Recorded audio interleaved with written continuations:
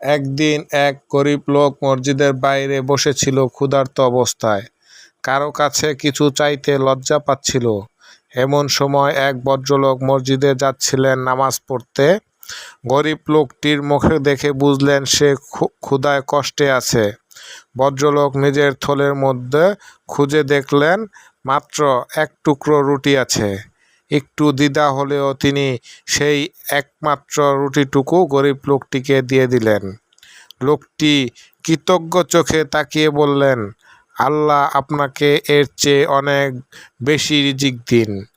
সেই রাত্রেই ভদ্রলোক স্বপ্নে দেখলেন একটি পাহাড়ের চূড়ায় একটি রুটির টুকরো রাখা আছে আর চারপাশে স্বর্ণের রূপার খনি।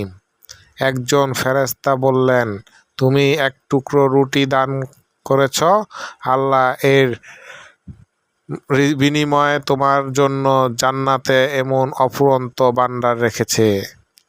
শিক্ষা: আমরা যা দান করি আল্লাহ তাতে অনেক গুণ বরকত দেন। সামান্য দানও আল্লাহর কাছে অনেক বড় হতে পারে।